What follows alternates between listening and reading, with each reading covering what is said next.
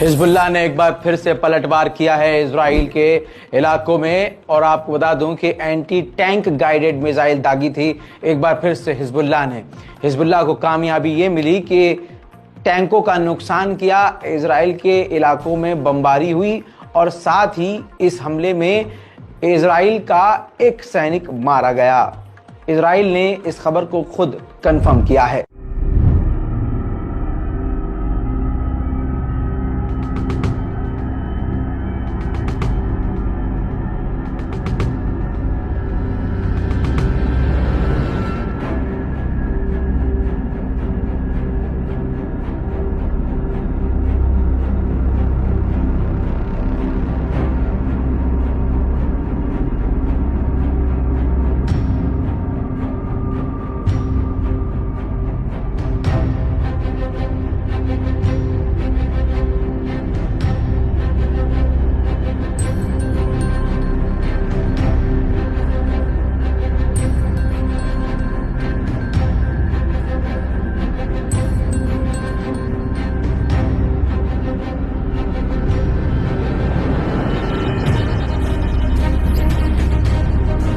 तो आपने देखा कि किस तरह से इजराइल के ऊपर हमला किया गया, और इस हमले में ये इजरायली सोल्जर है जो इस हमले में मारा गया है।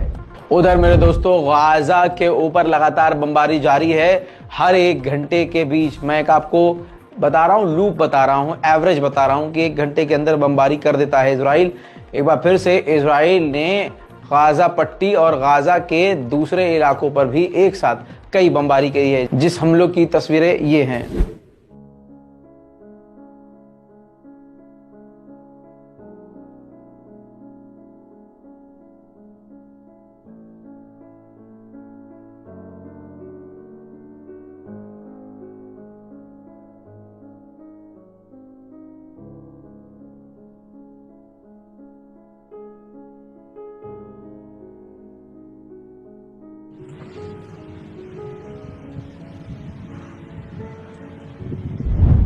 दोस्तों, इंटरनेशनल कम्युनिटी इस बात को पहले ही कह चुकी हैं और यूएन भी कह चुका है कि 4 लाख से ज़्यादा लोग जो हैं अस्पतालों में शरण लिए हुए हैं गाजा में, और कई लाख, 2 लाख से ज़्यादा लोग पहले ही जा चुके हैं गाजा छोड़कर। एक बार फिर से जब ये नज़र आ रहा है कि गाजा पूरी तरह से मिटाया जा रहा है, तो वहाँ बचे कुछ लोग अब अपनों को खोने के बाद अपनी जान बचाकर वहाँ से निकल रहे हैं।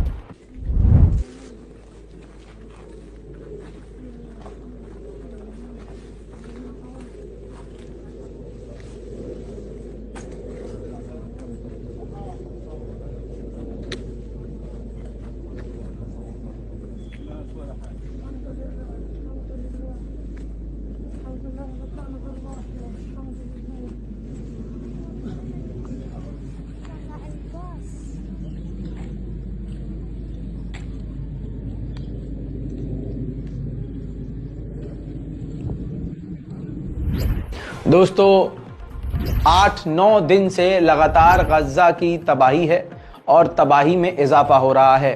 तस्वीरें ऐसे आ रही हैं जो पूरी दुनिया को शॉक कर रही हैं, लेकिन वो अलग ही बात है कि भारत के अंधभक्त और इस्लामोफोबिक लोग इस चीज़ से खुश हैं। बार बार आपसे कह रहा हूं कि अगर आपके आसपास कोई ऐसा इंसान है जो सोशल मीडिया पर अपनी खुशी जता रहा है, भारतीय जनता पार्टी खुशी जता रही है, तो आप समझ जाइए कि आपके साथ भी वो लोग यही करना चाहते हैं। आइए गाजा की तबाही के ऐसे मंजर दिखा देता हूं जिससे इंसानों की रूह कांप रही है।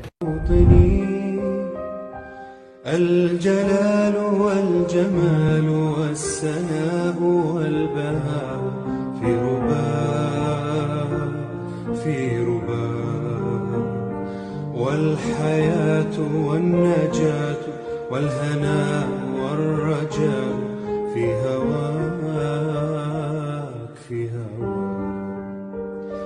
هل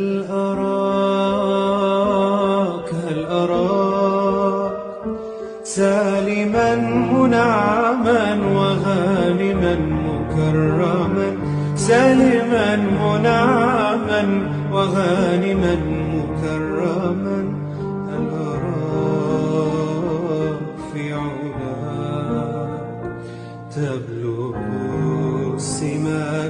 تبلغ السماء موطني موطني موطني موطني الجلال والجمال والسناء والبهاء في رباك في رباك والحياة والنجاة والهناء والرجاء في هواك في هواك هل أراك سالما منعما وغانما مكرما سالما منعما وغانما مكرما هل أراك في علاك تبلغ। दोस्तों अब इन इंसान को देख लीजिए, बल्कि मैं पूरी स्क्रीन पर दिखाना चाहूँगा। ये कोई आम इंसान नहीं, गाज़ा के ये प्रोफेसर थे। जी हाँ, इनका नाम मोहम्मद अल मिस्री था। आपको बता दूं कि सिर्फ ये गाज़ा में नहीं मारे गए, पूरा का पूरा इनका परिवार, बच्चे, बेटे, बहू, बेटी, पत्नी, पोता पोती, एक ही बमबारी में पूरे के पूरे परिवार ख़त्म हो गए हैं। यानी इज़राइल इसी तरह से पूरी नस्ल का सफाया कर रहा है। हकीकत यही है जो चीज़ दुनिया नहीं समझना चाहती। उम्मीद करता हूँ उम्मत मुस्लिमा इस चीज़ को समझेगी। एक हमले में पूरे के पूरे कुनबे को और नस्ल को तबाह कर रहा है इज़राइल, और इज़राइल का यही मकसद है।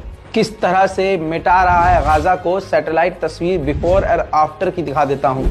ये देखिए, आपको खुद मुझे बताने की ज़रूरत नहीं है कि पहले की तस्वीर कौन सी है और बाद की तस्वीर कौन सी है। दोस्तों, सैटेलाइट तस्वीर है, पूरे गाज़ा का यही हाल है।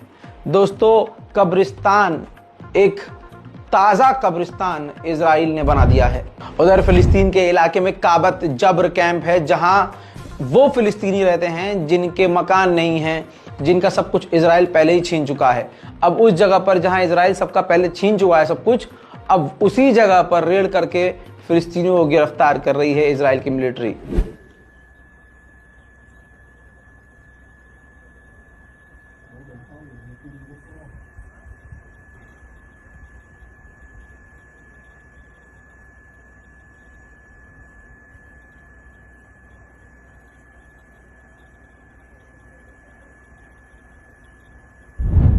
मेरे दोस्तों, MSNBC एक अमेरिका का न्यूज़ चैनल है। मैं आपको बता दूं कि इस न्यूज़ चैनल ने अपने एक मुस्लिम एंकर को निकाल दिया है, क्योंकि वो अपनी राय गाज़ा के हक में, फ़िलिस्तीन के हक में रख रहा था और हक बात बोलने की कोशिश कर रहा था। दोस्तों, इस बात को भारतीय मुसलमान अच्छे समझ सकते हैं, क्योंकि यहाँ भी वही माहौल है। मीडिया को लेकर सरकार क्या करती है, पत्रकारों के साथ सरकार क्या करती है, समझ सकते हैं। बात अगर इज़राइल की हो रही हो तो मैं आपको पहले ही बता चुका हूं कि इज़राइल का तो पूरी दुनिया की मीडिया पर कंट्रोल है।